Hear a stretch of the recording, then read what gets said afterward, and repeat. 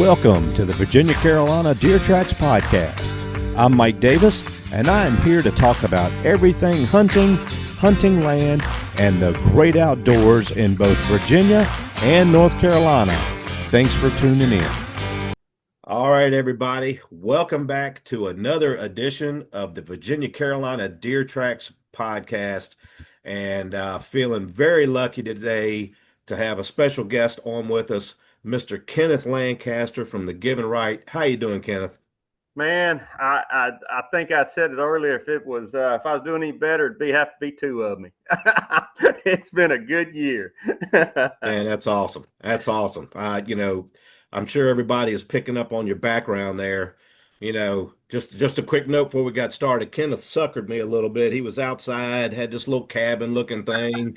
And then right before we got started, he said, I got to go inside, get better bandwidth. And then he just dropped this bomb on me, surrounded by, all four sides of this room he's in with these deer mounts. So if y'all are focusing on me during this video, you may see me drooling while I'm talking to him. Oh, man. Oh, goodness. Yeah, but I appreciate you being on, man. It's been a pleasure. Just chatting with you for the last couple of weeks, getting to know you a little bit, and I appreciate you taking time out of your day to be on with me today. Absolutely, man. Thank you for having me. I do quite a few of these, and I really enjoy doing them just because I as many people as we can reach with hunting and fishing and or getting somebody just out there learning what poison ivy is. I like getting people outside is what I like doing. So I appreciate you having me. Man, that's awesome. Well, you're good at it. I'll say that. The main catalyst, I guess, to bringing you on today was to, just kind of help get the word out that you're going to be at the Virginia Outdoor Sportsman Show this year in August up in Richmond. You are, Yes, I guess, quote unquote, the headliner, man. So, we're big fans here in Southern Virginia, and man, we're excited about having you. So we want to help get the word out. Man, I'm flattered, to be honest with you. Whenever I got the call from Frank Smith to ask me if I wanted to come up there and do it, and he already knew it was a yes. I mean, he didn't really have to call me. He could have just texted me and told me the dates is all he had to do. But I'm really looking forward to coming up there. I've done a little hunting in Virginia with one of our producers, Tyler Weaver. I hunted down, and I shouldn't say down because I don't know what part of the state it is, but it was Halifax is where I was at. Yeah. So I turkey hunted in Halifax. So and I deer hunted in Halifax. I actually killed one of these deer that's hanging back here. Come from Halifax. No kidding. How long ago was that? Did. It's been probably I would say would have been 2018, 2019, somewhere around in there, probably, 5 or 6 years ago, something like that. So one of the things I'm doing is probably a million other people are doing it, but the Chasing 49, I'm trying to shoot a turkey in every state, that has turkeys. So Tyler invited me to come out and hunt turkeys with him in Virginia. And I ended up shooting 2 with him on that trip. But man, you talk about some beautiful country down there around Halifax. It was beautiful, and a bunch of turkeys too. Oh yeah. Yeah, we're actually located. We're in the county right next door to Halifax. So we, I got a lot of family over there. We spend a lot of time over there. So yeah, that's cool. Okay. I was going to ask you if you'd ever hunted in Virginia. So man, you just blew that right out of the water. That's awesome. Yeah, well, it was the place I hunted, and you'll have to forgive me because I can't remember the guy's name. That's one of the things that I'm terrible about is remembering. If I see his face, I'd know him. But I remember where we hunted. It was it had some river bottom to it, and then there was some hills. So it was real diverse. The places that we were, because one minute it's kind of like where Mississippi here, where the hills meet the delta. All of a sudden, it was a bunch of hills, and it just fell off into a river bottom. Mm-hmm. And I don't know what river that is. You probably do over there, but it was gorgeous. I mean, and real, like I said, really, really good hunting. Well, that's So awesome, man. That's yeah. cool. Well, we'll have to get you back. Yeah. Hey, look, what they say, have bow, have gun, we'll travel, buddy. Don't invite me because I'll show up. But yeah, but man, yeah, I'm really looking forward to the deal in Richmond. I've been putting together a few seminars that I'm going to do there, and I do seminars a little bit different. Michael Waddell is one of my best friends. He and I started about the same time in '93 doing what we're doing, and we kind of do seminars the same. Is people do so many seminars on, well, you go in and you get the wind in your face, and you go in, hang a stand here, and you find scrapes, and then you put sin in the scrapes, and then you hang a stand here. Well, people, I mean, there are a few beginner hunters that might want to hear that, but for the most part, people that come to those shows, I think they enjoy stories and Yeah, yeah. and that more than anything, and like a Q&A style deal. So my seminars, I'm gonna do one on turkey hunting. I'm gonna do one on elk hunting or big game hunting, elk and caribou and moose, and then I'm gonna do one on whitetail deer. But what I'm gonna do is I've got some stories that I'm gonna tell you where I screwed up the worst, and where I got the luckiest, and where I made the smartest move I ever made on a deer. And then I'll go through that, and then I'll open the floor up. And if you can ever get one person to ask a question in those seminars, it seems like it just kind of snowballs from there. So that's what it'll be. So if you come looking for a bunch of tactics and all of that, you're going to have to come to the booth and ask me there, because I'm probably not going to give them to you in a seminar. I'm not going to bore you to death on where to pour some sin out or use a drag rag going to a stand. Yeah. So yeah, man, I am really looking forward to that. Like I said, whenever I got the call from Frank, about coming up there and doing that, I was actually really flattered that he asked me to do it. So yeah. Well, that's cool, man. I can't wait to, I like that format that you're just describing. And I think I agree. I think people will get a lot more out of hearing your personal stories of success and failure and all that kind of stuff. I, yeah, I like that. That's a good format. So, Cool. Well, not that good. you need my approval, but I approve.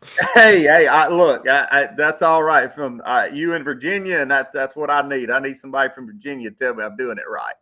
So hey, if everybody hates it, just blame it on me. I said, well, Mike told me to do it. There you go. There you go. Oh, All cool. right, so the given right, that's your baby. Let's Yes, talk sir. about it. Let's talk about it, what it is, how you got started, why you got started, tell us about it. Okay. Well, all right. So essentially, if you go back through my career, I started at Primos around 93, right around in that area. And I really want to tell that story before I get into the given right, because I don't know how many people on here are followers of Primos or fans of Will Primos, but Will Primos has been one of my biggest mentors in the outdoor industry and in my career ever, other than my father. And so the way that I got into the hunting industry is I thought you might find this kind of maybe interesting or funny or what have you. But so I was working at a archery shop. I was an archery tech, and I was doing that 4 days a week. And then 3 days a week during the fall and the winter, I was guiding deer hunts at a place called Willow Point or Terra. I don't know if you remember, the Drurys used to go every year on dream season. They would end their hunt at Terra Wildlife over on the Mississippi Okay. River. I mean, I thought it So, sounded familiar. yep, it's a bow hunting only island over there, and I was guiding deer hunts over there. Well, Cool. I met Will Primos. He came in the archery shop because he's from Mississippi. Came in the archery shop, and I started doing all his bow work for him. Well, So I'd met him there, got to know him pretty well just from working on his bows. And so the archery shop, which was called Frith Archery, there was two brothers that owned it. Ronnie and Eddie Frith owned the archery shop. Well, the archery shop came up for sale. So I went to my dad.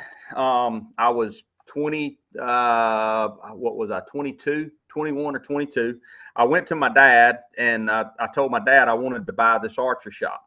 They wanted $60,000 for it, is what they wanted for it. So my dad, being my dad, told me, he said, son, he said, this is what I'll do. He said, you come up with 30,000 and I'll come up with 30,000. He said, but you got to go figure out how to get it, and I'm not going to co-sign for you.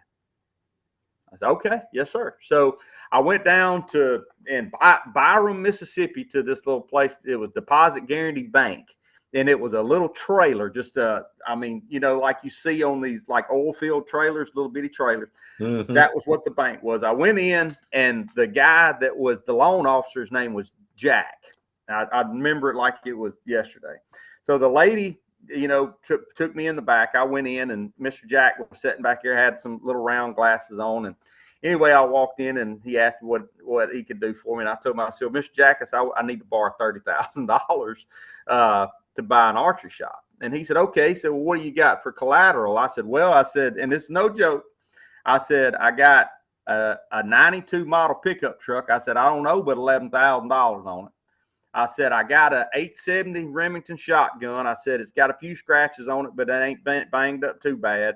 I said, and I got a 742 Remington 30-06 with a Leopold scope. I said, now that Leopold scope is about a $400 scope. I said, it's worth more than the rifle.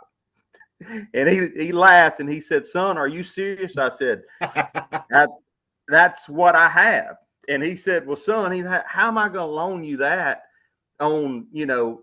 I said, well, I don't know. I said, how else am I supposed to do this? And he said, well, son, he said, I just don't see it happening. So anyway, I left, went back to the archer shop down there, and, you know, to work. And I didn't call my dad, didn't tell him, you know, and I'm just sitting here, you know, for 2 or 3 days trying to figure out, you know, how I'm going to get this done. Well, the phone rings at the archer shop, and it was the lady, the little secretary there that worked. And she said, hey, Jack wants you to come back down here and wants to talk to you. So I went back down to the bank, walked in, never forget it, walked in his office. And he was in a little rolling chair, and he leaned back in that rolling chair, and he took he had some lizard cowboy boots, pointed toed lizard cowboy boots on. He 92. He leaned back, put them boots up on the table, and he looked at me, and he said, you know what? He said, you got some gall coming in here trying to borrow $30,000 from me whenever you ain't got no collateral to put up against it. And you think I'm going to give it to you. And I said, okay. So yeah, kind of. Yeah. So he put his boots back down on the floor, and he looked across, and he looked at me square in the eyes, and he said, son, if I loan you this money, are you going to pay me back? I said, every penny. And he said, well, I'm going to co-sign for you for that loan. Wow. The loan officer himself. So you didn't know this guy from Adam. Never met him a day in my life. I just walked in with a ball cap on and blue jeans and boots like I wear every day, and just walked in and asked to borrow 30 grand.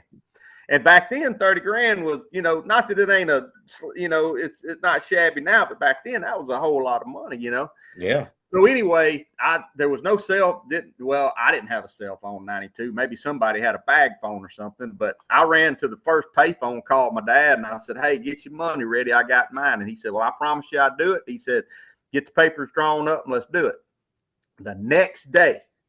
The very next day, Will Primos walked in the shop to get his bow worked on.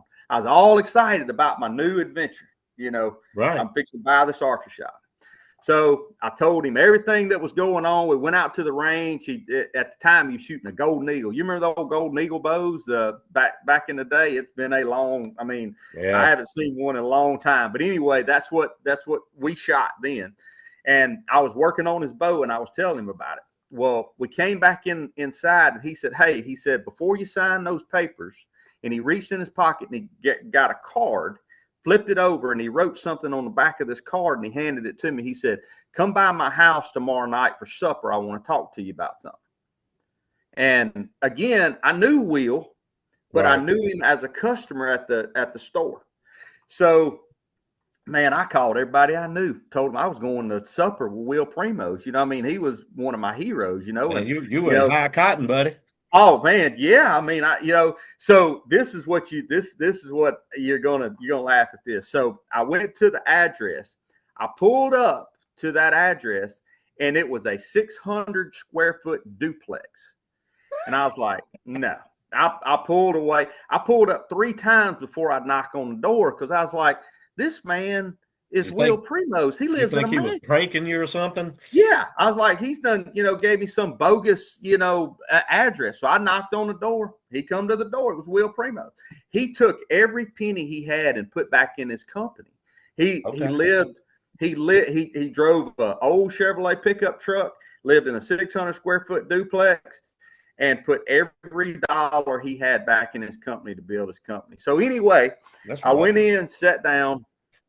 We had a long talk about what we were going, what I was going to possibly do with the archery shop, and he said, well, he said, this is what I wanted to talk to you about. He said, I know you're a bow mechanic. He said, I know you guide hunts over at Willow Point. He said that I actually guided him over there a few times. He said, I know you know your way around hunting. He said, Ron Jolly just left Primos, and I'm looking for a cameraman / hunter for to hire.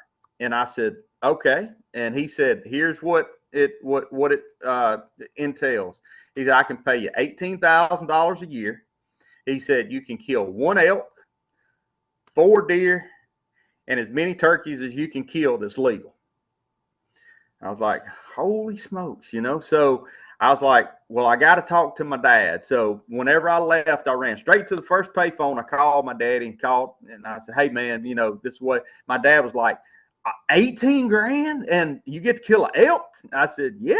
He said, if I was you, I'd do it. And I said, well, if you're good with it, that's what I'm going to do. So that's how I went to work for him. So about a week later, a lot of people laugh at this. About a week later, 2 boxes showed up at my house. I lived at home at the time, with my parents.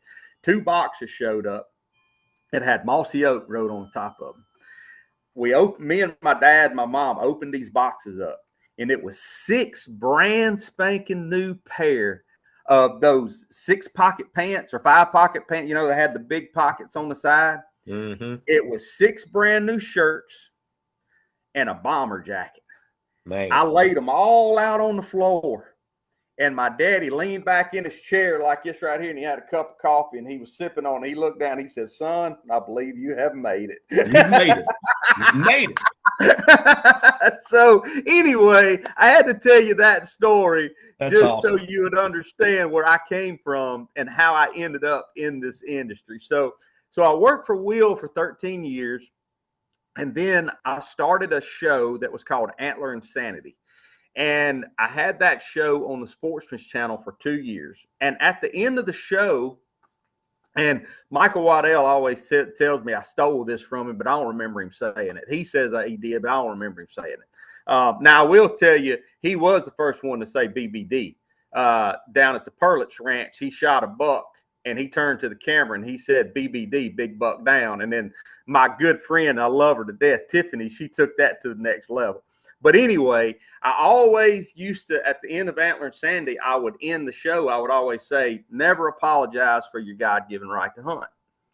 And so Big and J, who is still a sponsor of mine to this day, they came to me, and they're based out of Grand Island, Nebraska, and they were like, Kenneth, we'd like to partner with you on a television show, but we're not just crazy about the Antler Insanity name, and neither was I, to be honest with you. And so myself and Aaron Keller, who is one of the owners at Big and J, we sat down in a restaurant in Grand Island, Nebraska, and we just started just bouncing names. We were like the Pinnacle, and we came up with these other names, and all that. And and Aaron, we're trying to come up with something. And Aaron said, well, what do you think, Kenneth? What do you want to name? And I said, I said, I don't know. I said, but I'll tell you this. I said, I ain't going to apologize for whatever I name it. And he was like, well, what about what you say at the end of your show? Why don't something to do with, never apologize? Well, my dad, and I know it sounds crazy that the way, but my dad called me at that moment when we were talking, and I told him, I say, hey, let me take this for a second. And I went and talked to my dad. I told him what we were doing. And my dad said, what about the give and right? And my dad's he was in Vietnam in 67, 68 military, veteran. And he said, use the flag, use red, white, and blue. He said, that's the way I brought you up, and that's what you believe in. And he said, you don't apologize for hunting, and and it's your God-given right. He said, what about the given right? I said, dude, I said, I think you just named it. I said, I got to go. And I hung up and went back over there and sat down. And Aaron, I looked at Aaron. I said, what about the given right? He said, that's it. That's the name, the given right. So then the logo that I have that you can see, maybe you can see it on my hat there. It's a little guy. It's a stick man dragging a deer. Aaron and I took a Sharpie in Grand Isle, Nebraska, in that little restaurant. It was just a little cafe, sitting there drinking coffee. And we just started drawing stuff with a Sharpie. Neither one of us are an artist. So we drew a stick man dragging a deer. And Aaron looked at it. He said, I love it, man. He said, that's, let's use that. So that's how it became what it was there in a little cafe in Grand Island, Nebraska is how we named it. So How about it? Man, that's awesome. I mean, it's such a, simple's not the right word, but it is. It's just such a simple thing. But it works. I mean, when it works, right. Yeah. No need to complicate it, man. It's perfect.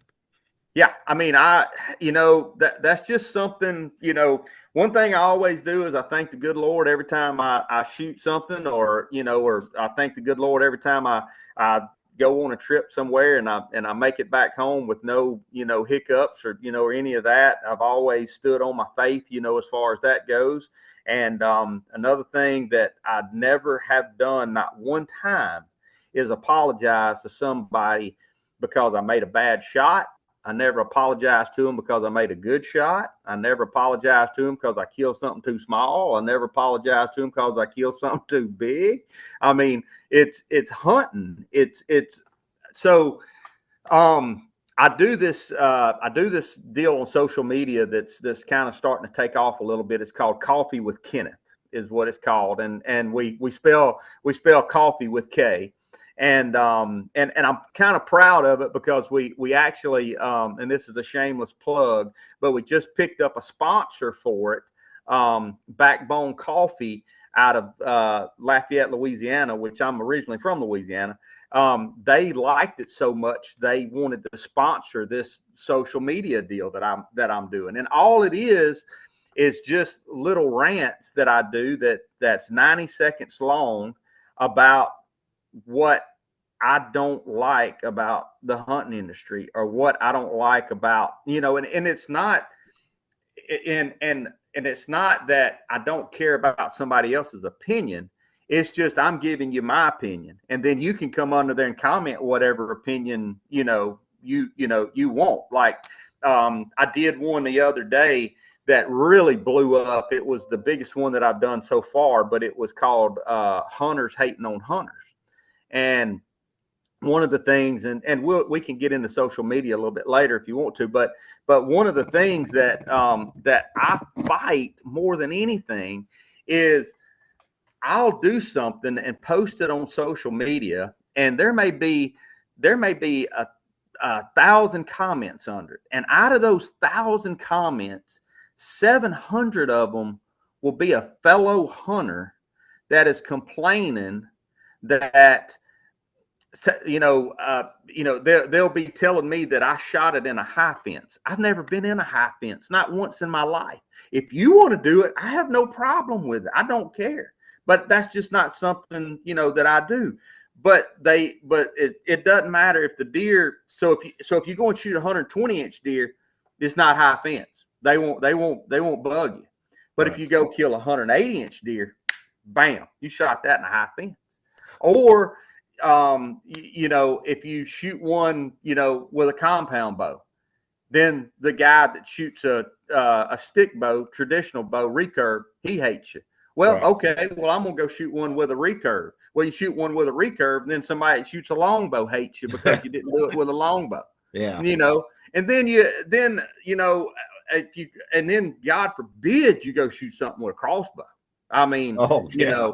you are a sissy, They will light and you up. you have no place in this world. You are a piece of trash. I mean, I get 10 death threats a day and some of them are hunters saying, I hate you so bad because you hunt with a rifle. If I could get my hands on you, I'd do this. And I'm like, why? Well, so I did that one the other day, Yeah. and at the end of it, I always end it like this. I'll say, and I'll leave you with this: if you want to buy my tag, and you want to pay for my fuel, or you want to pay for my airfare, then you can tell me what I can hunt with. But until you start paying for that, you don't have a say so in what I hunt with. Yeah. So anyway, I don't know how I got off on that, but No, it's funny that you bring that up because it just seems that more and more um, that is becoming the topic of conversation. And I don't know if it's just reaching that boiling point with I say you guys, yeah, sure. the hunting celebrities that are catching it nonstop. That it just seems like y'all are like, all right, it's time to call timeout on this BS right here, man. This is getting out of control. And I mean, I agree with you. I don't.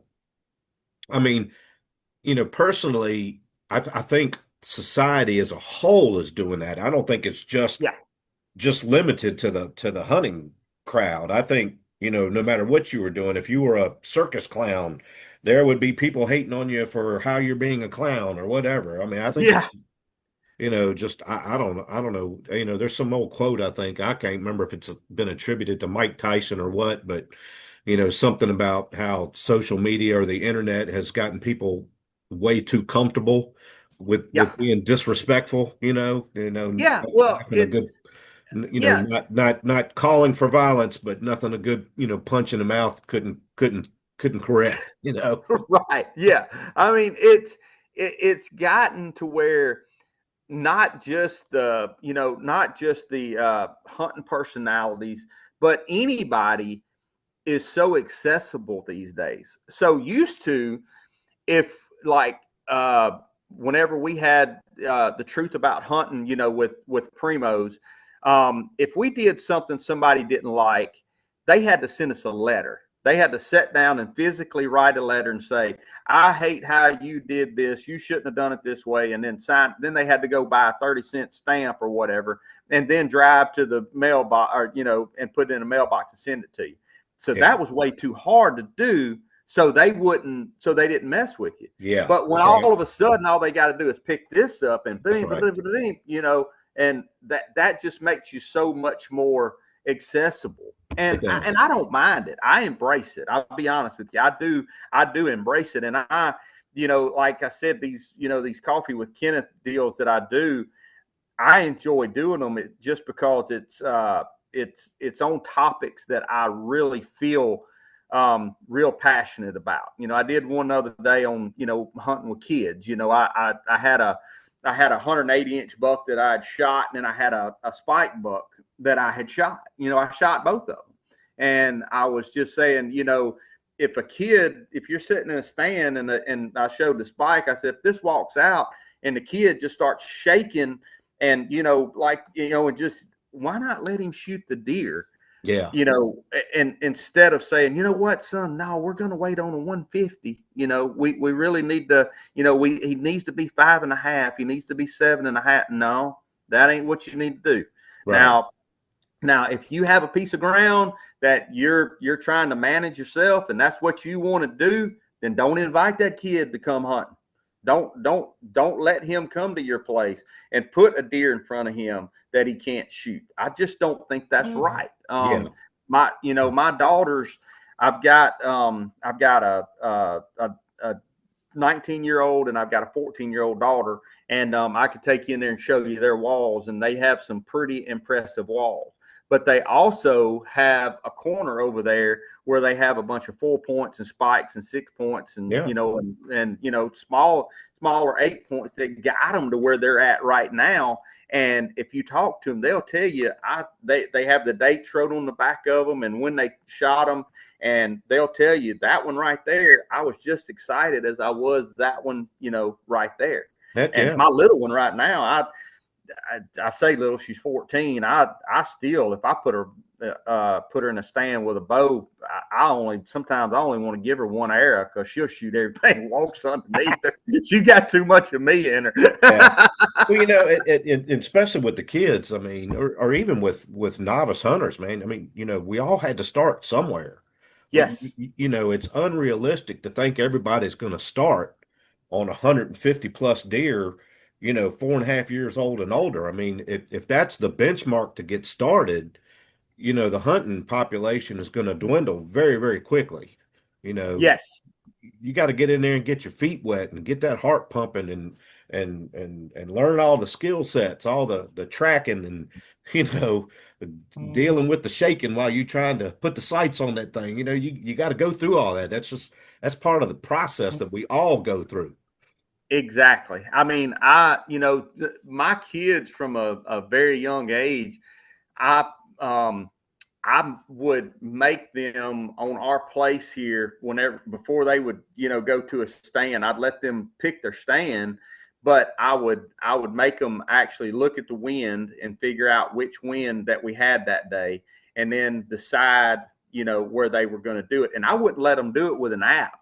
I would make them actually carry a compass like I did whenever I guided, walk outside with a wind puffer and hit it, and then take a compass and look and say, okay, Daddy, we got a northeast wind. And okay, I'm going to go to the boat seat stand because we got a northeast wind. I made them do that. And then whenever they would shoot something, I would, like you were saying, I would always have them blood trail the deer. I wouldn't jump up in front of them and, and blood trail the deer. One hunt that I remember that stands out to me talking about that is there was we did a show on this. It was 2 bucks that my daughter shot in one weekend here in Mississippi. And she was very, very fortunate to kill these 2 deer. But she shot an 8-point that was bumping 150 as an 8-point on a Friday afternoon that we didn't know this deer existed. He come chasing a doe. I don't know where he come from. And she was shooting a rifle when she killed this deer. And it was, it's still one of the biggest deer that she's killed.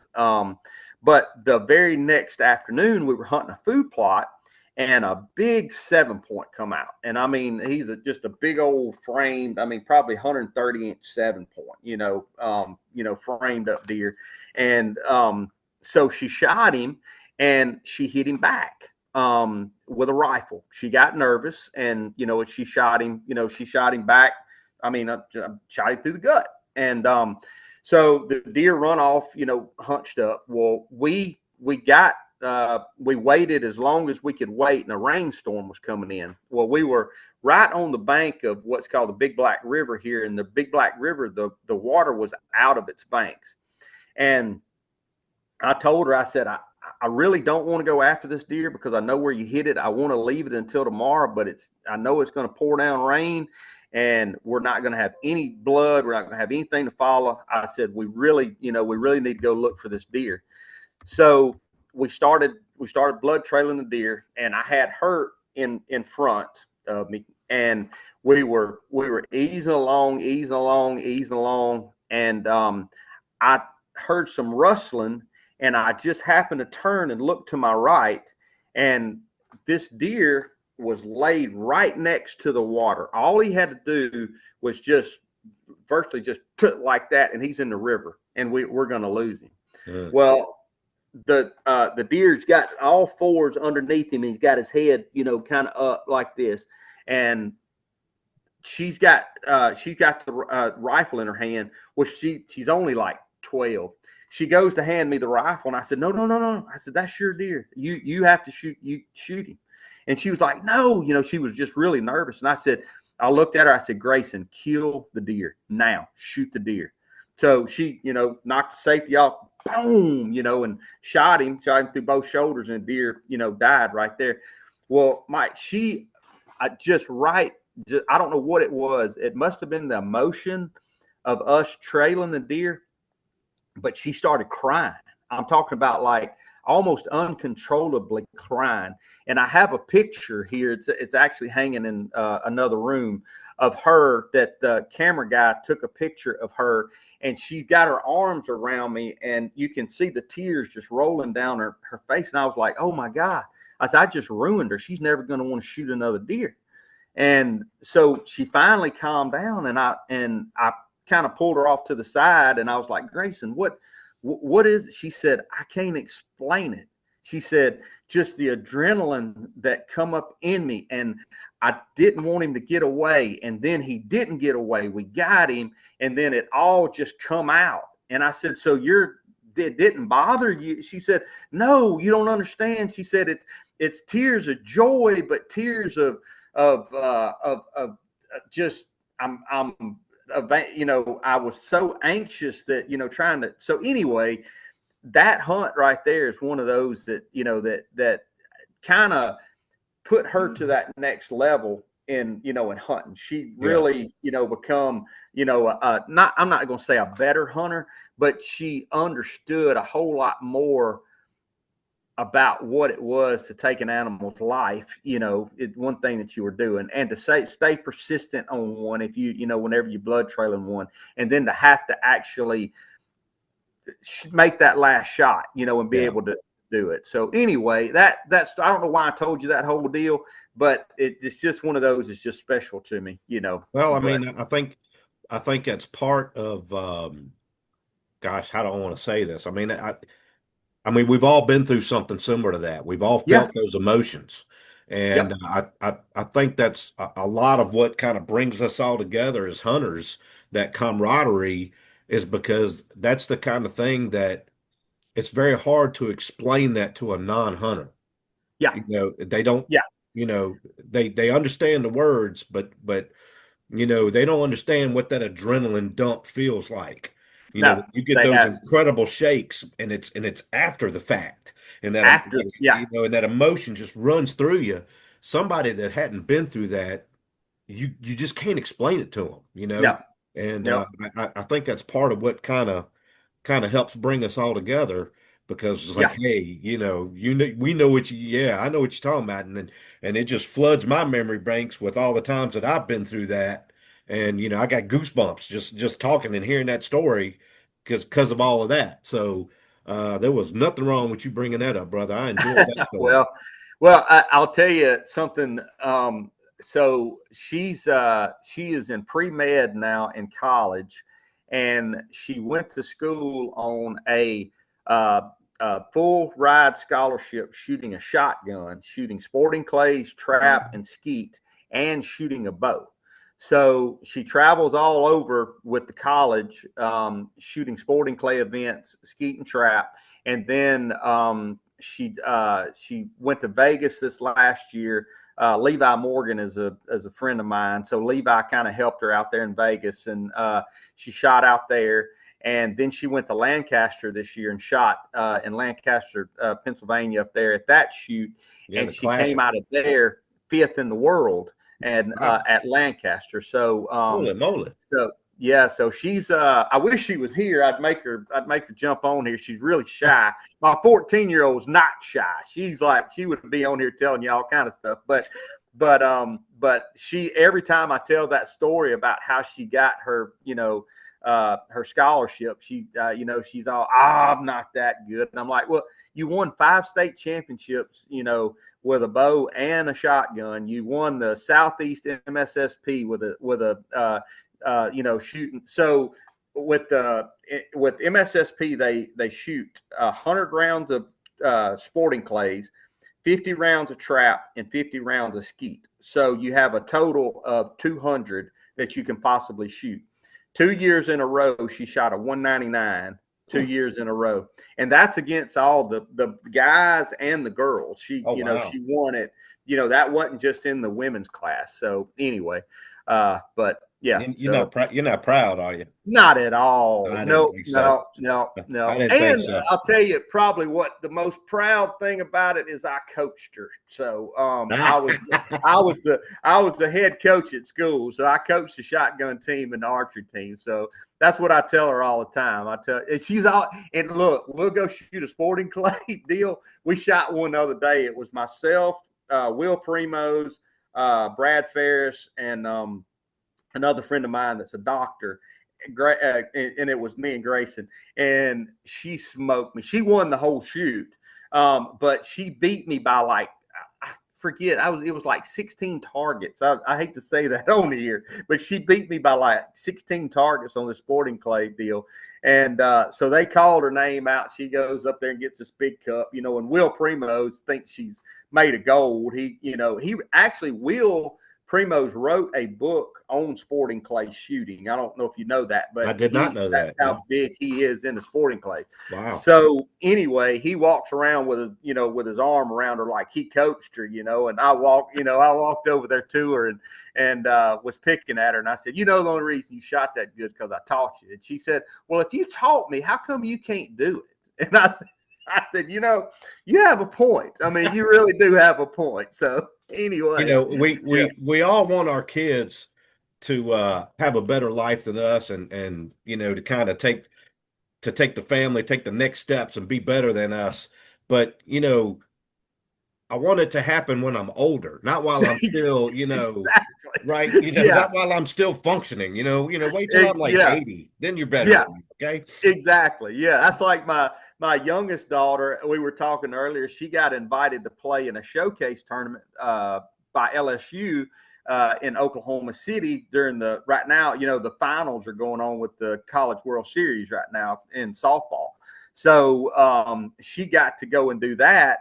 And I coached her through rec ball until she started playing travel ball. Well, when she started playing travel ball, of course, I was out the window then. I didn't know nothing when we got travel ball. Yeah. And now she's playing showcase. And so we go to OKC, and we go up there, and I was picking at her about hitting home runs. And she said, well, step up here to the plate. She said, let Coach Sidney throw us 10 pitches apiece, and let's see how many home runs we hit. And I said, girl, you're only 14. You weigh $112. I said, I will hit more home runs than you. Nope. I think I hit 3 and she hit 7. So I just shut up and walked and sat back down in the stands until I said, okay, I'm done now. I'm just old. I'll just try to keep paying for all of this. And y'all, you just keep doing it. So, Man, that's great. That's great. I think it's really neat that, I don't know what your life is like. I don't know what your schedule's like, but I would imagine that it's very demanding and very busy. So the fact that you still have time, for things like coaching and stuff, I think that's a real testament to the kind of person that you are, man. So kudos to you. well, thank you. I appreciate it. I actually, I may get you to do me a favor whenever we're in Richmond, because I was originally going to drive, and Briley, who's my youngest daughter, she made the 14U All-American team. So the weekend that I'm gonna be in Richmond, she'll be in Oklahoma City playing a tournament at Devon Field. So Sunday night, I'm gonna fly out of Richmond to Oklahoma City, and I'm gonna need a ride to the airport. So I got you. okay, cool, good. I Well, got you. Don't you right worry on. about that. I got you. All right. All right. Well, Good deal. cool. You know, I want to go back to the social media thing just a little bit. I think you've kind of already touched on this, But one of the things that I spend a lot of time thinking about is the effect that social media has had on the hunting industry as a whole. Yep. And, you know, and I was even talking to Tyler Jordan about this a couple weeks ago. And, just what is your thoughts on that? Has it been overall, has it been a positive thing, or is the negativity just run so wild with it that it's become a negative thing? I even phrased it, has it watered down the hunting industry? That's how I Yeah. phrased it before. What are your thoughts on that? Well, I think so.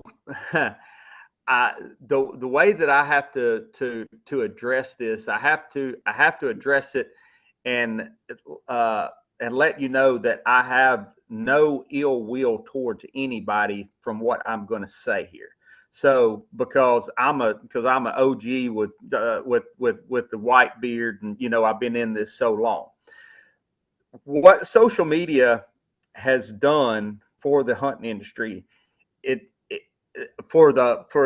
to me, for the whole big picture, is good, because it has allowed younger kids and people that do not have fathers or mothers that hunt to actually see what hunting is about. They're able to pick this thing up right here and go on there and be able to Google deer hunting or elk hunting or whatever, and then they can make their own mind up to whether they like it or not. That's a very good So point. Yeah. I think that is the positive. Here is part of the negative, a little bit, for the OGs in the hunting industry. So what it has allowed is for the old guys like myself that have been doing this for 29 years, that are out here, and I'm just, look, I'm one of those, I just put out there on the line. I'm just going to say it like it is, out there fighting for sponsor and partner dollars. It makes it harder on us sometimes whenever you have a person that has a following on social media, that has 10,000 followers, that will give you 20 videos for a dozen arrows and a pack of broadheads. So, and I know that's going to sound horrible to a lot No, of people. no, I know Um, what you mean. Yeah. but so it has watered down our industry to the point to where you can go. I remember the days, and I know you do too. I remember the days of going and Saturday mornings, watching hunting, or watching Bill Dance fishing on TV, and you had a certain time that you could go and those networks and watch those hunting shows. You had to be there. Or That's right. if you wanted to watch my show, The Give and Right, you had to be on Sportsman's Channel at 8:30 on Tuesday nights, tuned in to watch it. Well, now you don't have to do that anymore. You can go right here and pull that up at any time you want to and watch it. So it has watered that down, but what it's done, it has made some of us become more savvy in how we go about putting out content, and when we roll out content, and what that content is about, and making it, and it has probably made us better producers, to be honest with you, because there was a time whenever it was cool just to take a camera out and video a deer being shot.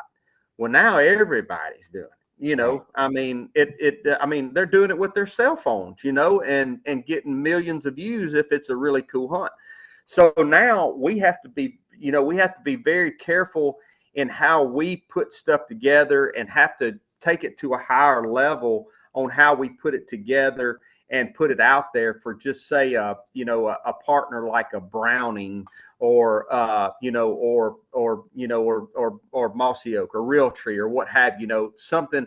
It has to be something higher end, otherwise they can go to what what they call influencers now. Right. Yeah. Is the new name. If I said the name influencer in front of my daddy, he'd look at me like, "What are you talking about?"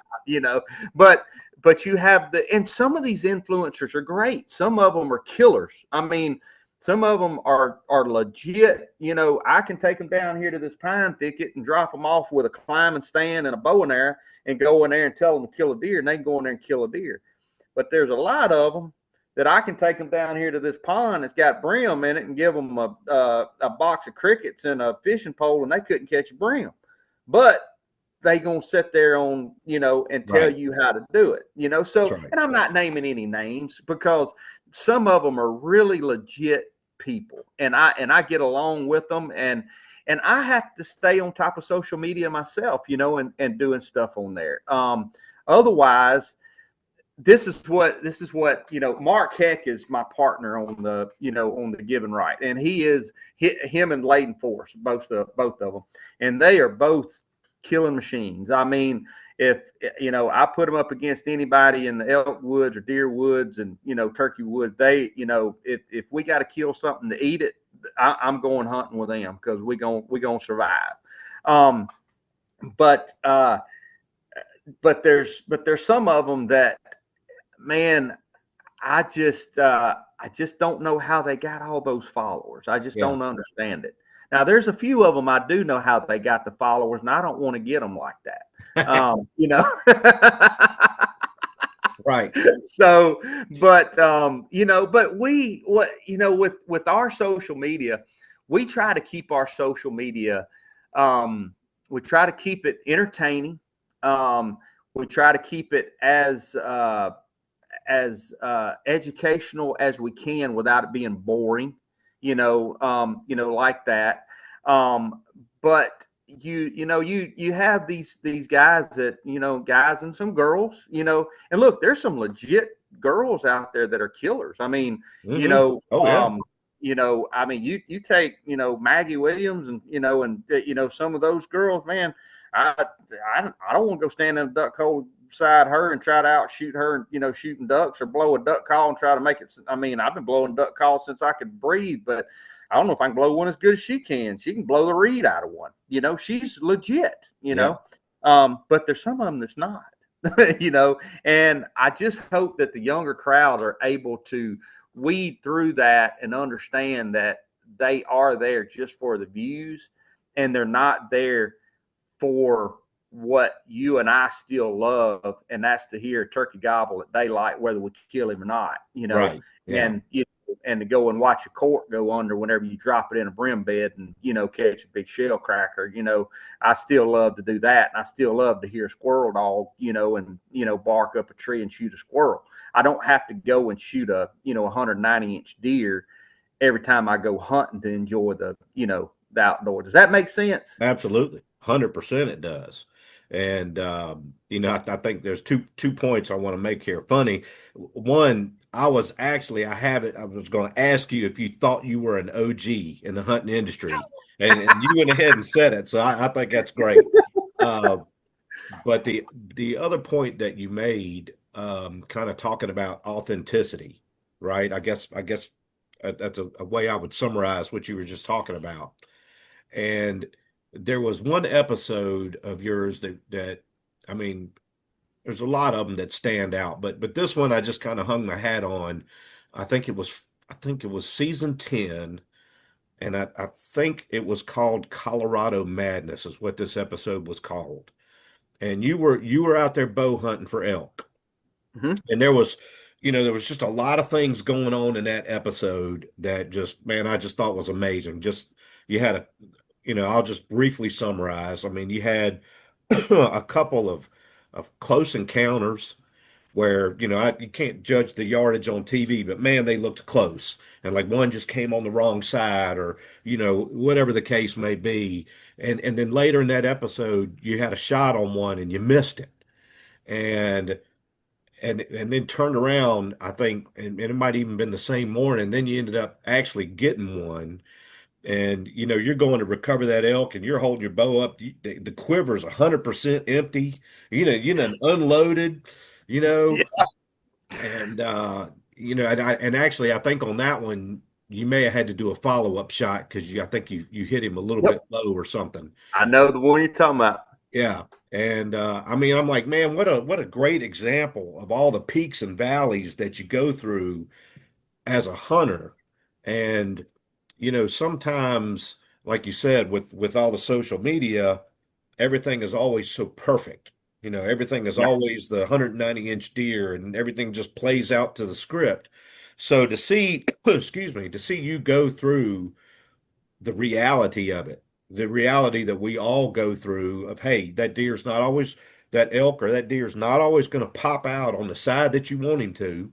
And sometimes you don't get the shot because of that, even though he's in range. And how you just kind of worked through that. You never got down about it. You never just gave up and said, this place is horrible. You just kind of worked through the whole thing. And at the end of the day, you got redemption, as I call it. Right. You I know, I remember that hunt. I remember that one. It was a roller coaster ride. yeah, And I had I was down to my last arrow.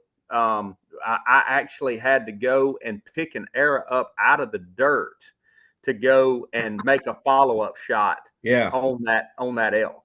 Matter of Um, fact, I was going to ask you this because on the shot that you hit that elk on, and I don't think you talked about this on the episode, but when you play it back in slow motion, the elk dropped, and it mhm. looked like he dropped right into the shot. Yep, And I didn't know if that. I was going to ask you, was that intentional? Did you it did you was. did Yep. you plan on him ducking? You I know? did. So the guy that was videoing, and I got another story I want to tell you from this year in a minute that I think you're gonna really enjoy, from this past elk season. But on that hunt, I remember it specifically. That elk that I shot, we actually got in front of him. He was coming to an alfalfa field, and the my camera guy was Jordan Brake. He was standing over my shoulder, on my left shoulder. Well, the elk came behind a big salt cedar, and as he come behind that salt cedar, I reached down to get my rangefinder, and I remember Jordan was over my shoulder, and this was the words he said. He said, "I got you, dog." That was his words. And I cut my eyes like this, and he had his camera like this, and he had his rangefinder right here. And I was like, well, he's got me. I don't have to worry. So I hooked my release, and as he went behind the salt cedar, I drew. Well, when he did, he caught just that little bit of movement of me drawing and stopped and turned and looked at me. Well, as soon as he did, Jordan went 42, just like that. Well, I knew he was going to get down and get out of there.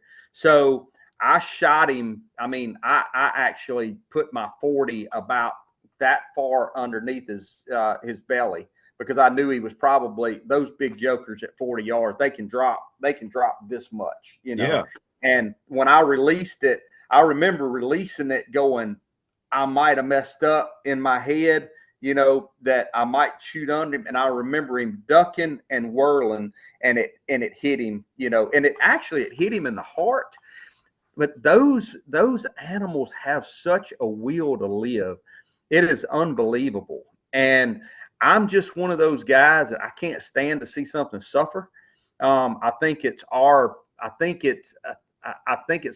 duty that if we can shoot an animal again and make an ethical shot on a second shot, I think we should go ahead and do it. If in your mind, if you're thinking you're going to waste an arrow or waste a bullet or I think that's an awful way of thinking. That's just me. yeah. But actually, that may be a good coffee with Kenneth deal there. But anyway, now, I remember that elk ran, and went across the Purgatory River, which out there, and out west, a lot of those rivers, they're creeks to us, and so you were able to cross it. But I remember I went over there and I had an arrow in the mud, and I pulled it up and went over to a little water hole, washed the mud off of it and fixed it. And I snuck down through there, and he was on the other side of the river and had his head hung. And I could see, that he wasn't going to make it, but Yeah. I knew that, I was 25 yards from him, and, I knew I could get another arrow in him, and I shot him. But I want to tell you this story. This is one, and you're going to eventually have to tell me to shut up on this thing, because I'll talk to you all afternoon.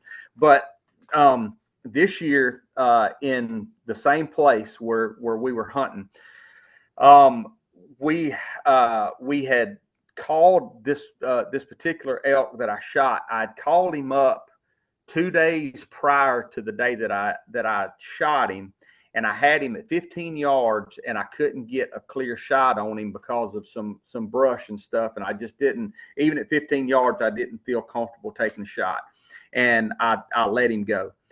We called up several other bulls that they just weren't what I was wanting to shoot, that early in the hunt. And then later on in the hunt, I was like, man, I might should have shot one of them bulls, because that's one of the things my wife always tells me whenever I leave here going elk hunting. She says, I really don't care how big the horns are that you bring back, but bring some elk meat home, because that's what we live off of pretty much the whole year's elk. Right on. So we went back in this area where that particular bull that I shot he was living in there with a bunch of cows in this canyon. And we got out of the truck that afternoon and walked over, and I cow called one time, and I heard him answer me, and he had kind of a distinct bugle, just one of them old, you could tell it was him.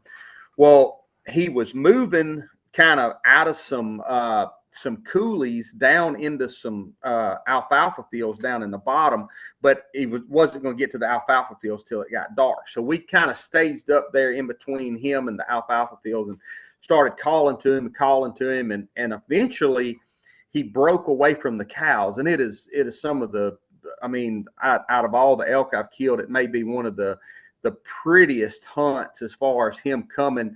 He's coming to me, and he's bugling and stopping, and laying his head back, and and bugling, and he's coming across this wide open prairie coming to me. Well, I've actually got a friend of mine that's back behind me, and he and I are calling in tandem. Well, what we'll do is when the elk gets close enough, I quit calling, and he keeps calling. Old turkey trick, from turkey right. hunting, backing up, and keep them coming through you. Right. Yep. So the bull's coming straight at me, and I'm not able to draw. I got my bow up, and I'm waiting. Well, he stops, and he's at 20 yards, stops, and he turns his head this way and looks back behind him, because there's some cows back behind him. Well, I drew right then. He didn't see me. Well, he turns his head, turns back, and he starts coming straight at me. Well, I didn't want to take a frontal shot on him. Well, he's coming, he gets to 10 yards, and then he starts angling like this right here, and he starts going towards Jason, who's calling.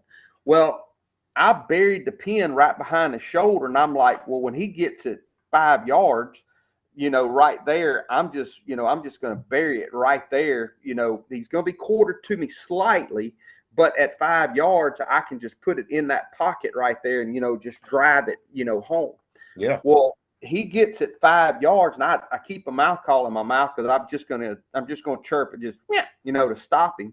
Well, all of a sudden, I don't, at the time, I didn't know why, but I got my finger on the release, and I got the pin buried, and I am in the process of putting air across the reeds of the call, and the elk just comes to a hard stop, almost like a cutting horse, just, to a hard stop. Well, I had already committed. I got the releases, half through with my finger, and I shot. Well, when I shot, the elk whirls and runs off, and the arrow is hanging out of his neck on the opposite Opposite side. side. Oh, wow. And he's running off, and Jordan, same guy that was videoing me the year before, he's behind me. And I looked at Jordan and I said, Jordan, where did I hit him? And I picked my binoculars up, and this sounds gory, but it's hunting. I Right. look, and it's like a fire hose of blood coming out of this elk's neck. And Jordan said, this was his words. He says, I don't know. He said, but he ain't going far. And anyway, the elk, I mean, he literally runs out there and just flips upside down. And I hit that carotid artery right Oh, there. man. Yeah. Well, what had happened was Jordan was behind me. Well, the elk is coming, and when I'm about to shoot, I blocked him from the elk. So Jordan tries to make a move to come around this side Oh, where I he can got you. see it, and the elk saw him. Well, when he did, man, I've been very fortunate in my life to elk hunt a bunch, just doing what I do. So I have videoed a lot of them being shot. I've called a lot of them, up, and I have shot quite a few. And I have never had that happen. So I just could not figure out how the arrow hit on the opposite side, because normally when an elk spooks, he won't whirl towards you. He whirls away from you. Right. Yeah.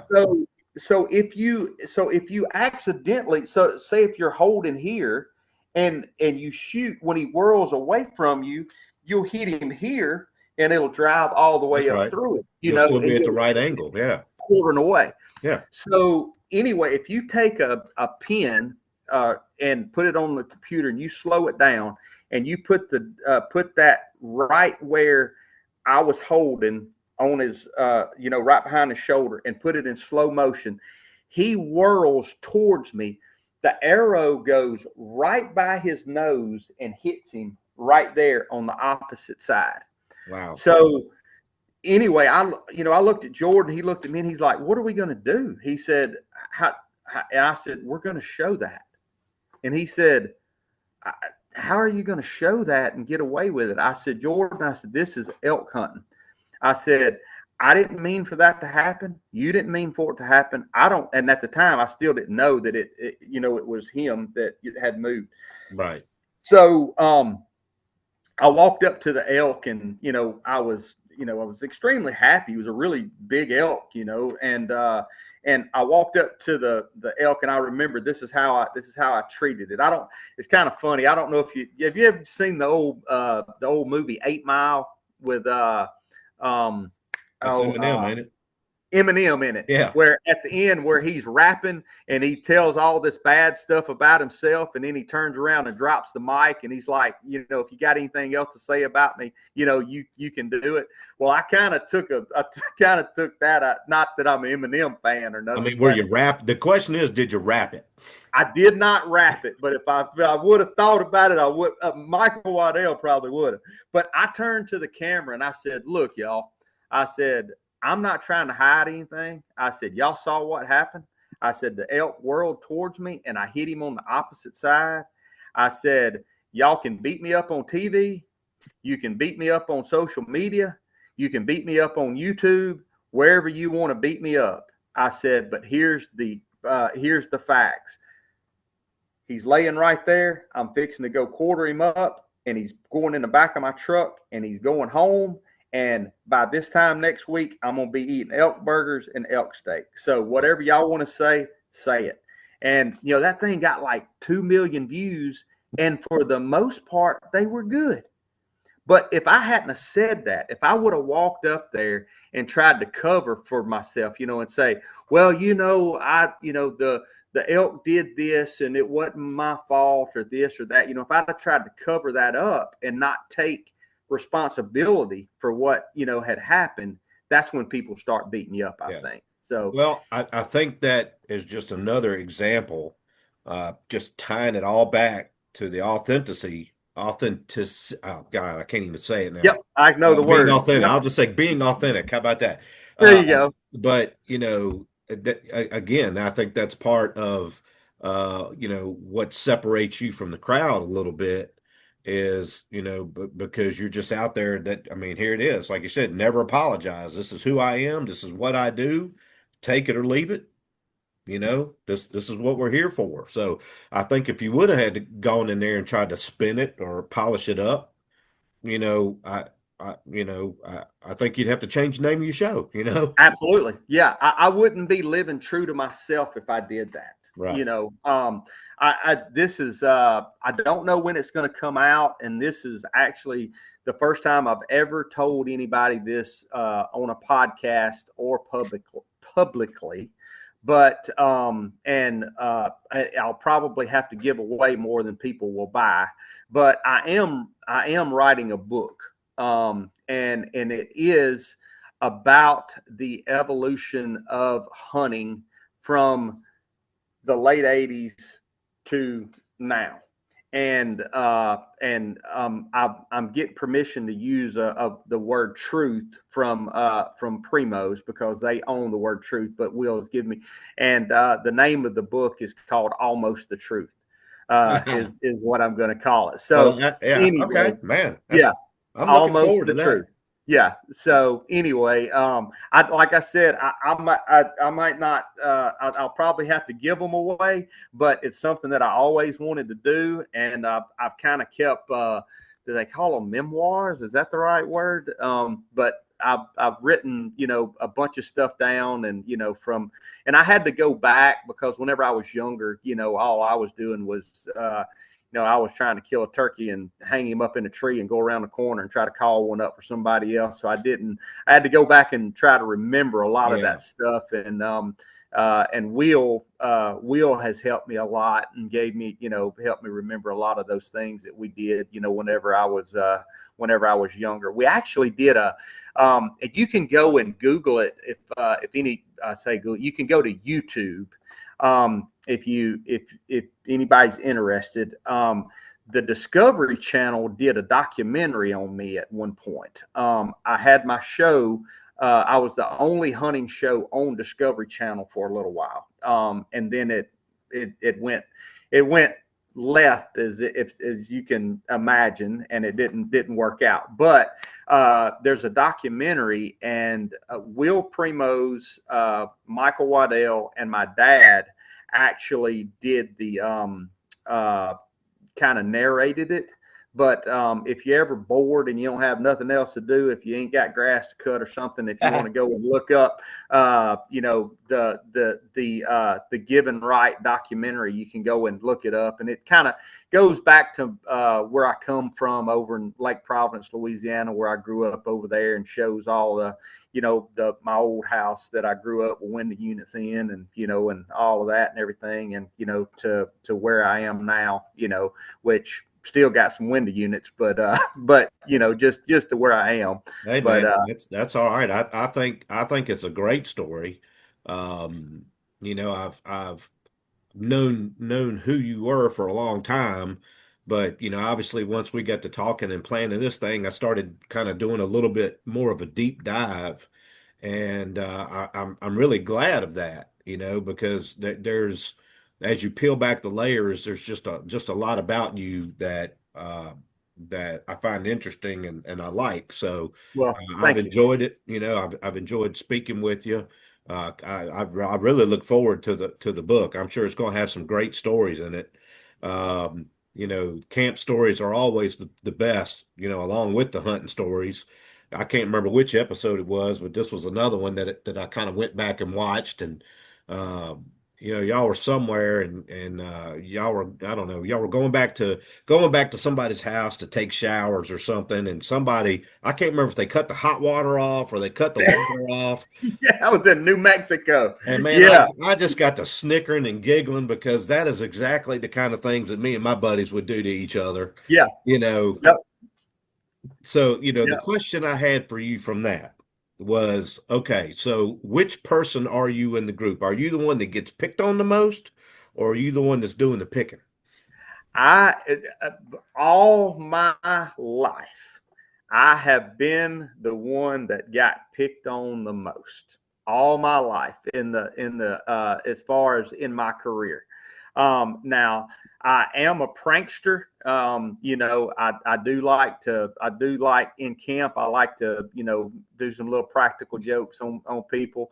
But as far as being the brunt of the jokes for the most part, that's like, I've been a part of Bone Collector with Waddell since '08. Whenever he started it, I've been, I don't know if you want to call it field staff or pro staff or whatever you want to call it, but I've hunted on the show quite a bit with him and done all that. But Michael always picks with people. He tells people that the only reason that he had me come over and work with him is because I'm the only one that was short enough that could walk out in the field and put decoys out, and I never had to duck, and the turkey wouldn't see me. Well, So yeah, so I am definitely the one that gets picked on, and now I've got Mark Heck, who looks like Lou Ferrigno, right. and Yeah. and He's a then I big got boy. Layden Force, the handsome guy from northeast Missouri that works out all the time, and he's well spoken, and he can write the best emails and my emails are yes and no pretty much is all I can add. I can Yeah. barely get that out, but so I got those two guys that I have to deal with in camp now. But I think that's why the Give and Right it does so well, is just because you got me, old Southern boy from, I'm originally from Louisiana. I live in Mississippi now. And then you got Mark, who is, he's originally from Western Pennsylvania. And now he lives in Iowa. And then you got Layden Force, who's he's from Northeast Missouri. Just old farm boy from up there. So it's just just a hodgepodge of guys that we're not all from the same place, and we all think that our where we hunt's harder than the other one, and so we love to get out there and shoot bows and have a competition on shooting bows and picking at one another who can shoot the best. And but I will say this: anytime they want the rifle sighted in, or if they want their bows worked on, my phone usually rings. Yeah. I So hear you. That's right. That's right. You're the go-to. You're the go-to. That's right. They like to oh pick on man. you, but they'd be lost without you. Oh, they're great guys. Great guys. Couldn't do it without them. No Well, way. that's Yeah. Wouldn't awesome. want to. That's awesome. I think that I think we're probably at a good point. That we've probably gone about an hour and 15 minutes here. So, which trust me, I'm not complaining. But Sure. Yep. Yep. we live in that world where people just ain't got the attention span that they used to. So, Absolutely. if I could probably go 3 hours with you, and I just don't know anybody wants to see it other than me. But not you, but me. See me that long, I Uh, I get it. I get it. um, Yeah. Shoot. Yeah. so I'll just wrap it up by again saying we're really excited to hear that you're coming to Virginia for the Virginia Outdoor Sportsman Show. It's the first weekend in August, August 1st through 3rd, I think. I will certainly include all of the links to the Given Right website, to all the social media stuff. So anybody that's seeing this that wants to check you out further, they can click on the links and have at it. And man, I guess that's about it, man. I can't thank you enough for taking the time out of your day to spend with me today. And again, I've just enjoyed it. I've enjoyed speaking with you, and I look forward to speaking again and seeing you in person in Richmond, and being your Absolutely. chauffeur to the airport. I appreciate it, man. Thank you for having me. People, they don't understand what an honor it is sometimes for me. I truly think it is, that if somebody wants to take, your time out of, your day to actually sit there and listen to some of my old stories and talk to me. So I appreciate it more than you know. So thank you very much for having me. And All right, man. I wanted to say this, at the show, the first 5 people that come up to me at the booth and tell me that they watch this podcast, I will give them a free hat.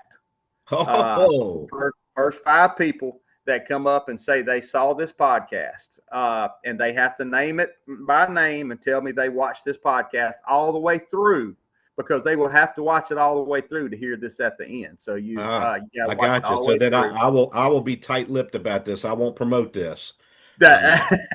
So we'll get the I'll first just say, 5 to hey, come up with free hat. watch till, I'll say something, watch till the end for something. There you go. But cool. Absolutely. All right, man. Good Cool. deal. Thank you so much. I'm gonna hit the stop record button here, and then we can shoot the shit for a minute if you want to. Okay. Yeah, absolutely.